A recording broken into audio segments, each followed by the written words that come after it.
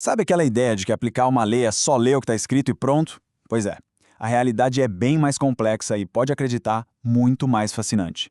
Vamos mergulhar nesse universo para entender o porquê. Pensa só nisto. As leis são escritas de um jeito geral, abstrato, mas a vida real é cheia de detalhes, de situações que ninguém imaginou. E aí cria-se uma distância enorme entre o texto da lei e o caso concreto. Um buraco que precisa ser preenchido. É exatamente aí que entra a tal da hermenêutica jurídica. O nome pode parecer complicado, mas a ideia é ser uma espécie de caixa de ferramentas. Ela nos ajuda a decifrar o sentido e o alcance das normas, transformando aquele texto genérico em uma solução de verdade. E a origem da palavra hermenêutica é sensacional. Vem lá da mitologia grega do deus Hermes. O trabalho dele não era só entregar as mensagens dos deuses. Ele precisava interpretar, traduzir a vontade divina para algo que os simples mortais pudessem entender. A analogia com o direito, vamos combinar, é perfeita. Durante muito, mas muito tempo mesmo, uma frase em latim dominou o pensamento jurídico. A ideia era bem simples. Se uma lei é clara, não há o que interpretar. É só pegar e aplicar. Fim de papo. E aqui a gente vê uma virada de chave gigantesca. A visão antiga tratava a interpretação como uma exceção, algo raro. Já a visão moderna, que é a que vale hoje, diz o contrário. Interpretar é a regra. É uma atividade que acontece o tempo todo e é indispensável. Pois é, essa visão moderna se consolidou. Hoje, o consenso é que não existe lei tão clara que dispense a interpretação. Não se trata de uma escolha, sabe? É uma necessidade fundamental para poder aplicar o direito de forma correta. Mas por que essa ideia de clareza absoluta caiu por terra? Existem 4 argumentos muito fortes que basicamente desmontam esse mito. Vamos passar por cada um deles agora. Primeiro, clareza é algo relativo. O que parece óbvio para uma pessoa pode não ser para outra. Aliás, o simples fato de alguém concluir que uma norma é clara já é por si só um ato de interpretação. A palavra família é um exemplo perfeito disso, né? Segundo ponto, toda palavra depende de um contexto. No mundo do direito, até os termos mais comuns podem ter um significado técnico super específico. Nenhuma palavra é uma ilha. Ela sempre faz parte de um ecossistema legal. Em terceiro lugar, as normas fazem parte de um sistema. Nenhuma lei existe no vácuo. Ela precisa ser lida de um jeito que faça sentido com todo o resto do ordenamento jurídico, da Constituição até as regras menores, para não gerar nenhuma contradição. E por último, um ponto fundamental. As leis não são só regras frias. Elas carregam valores à sociedade como justiça, igualdade, dignidade. Por isso, a interpretação precisa sempre buscar o sentido que melhor realize esses valores na prática. Ok. Se a gente já concordou que toda lei precisa ser interpretada, vem a pergunta de $1 milhão. Existe só uma interpretação correta? Ou será que existe um espaço para escolha?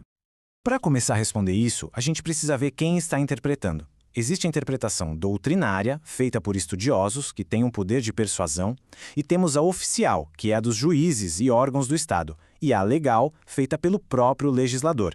Essas duas últimas têm força de lei. E aqui entra uma ideia revolucionária do jurista Hans Kelsen. Para ele, quando um juiz interpreta a lei, ele não está só descobrindo uma verdade escondida no texto. Não, ele está fazendo uma escolha, um ato de vontade, dentro de uma moldura de significados possíveis. E essa ideia de escolha nos leva a duas grandes teorias.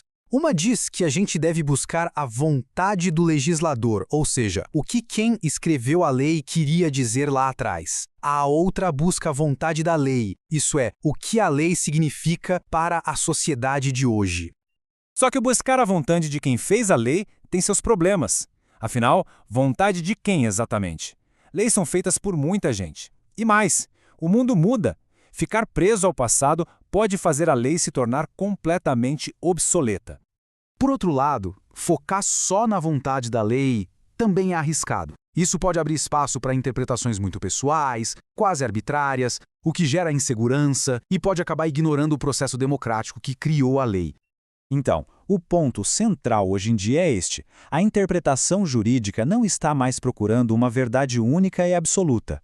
A busca é pela interpretação mais bem fundamentada, a mais racional, a mais coerente com todo o sistema.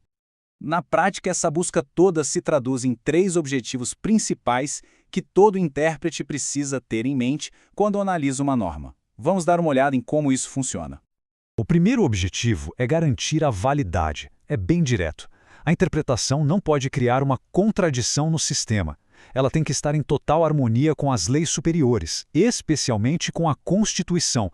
Senão, ela simplesmente não é válida.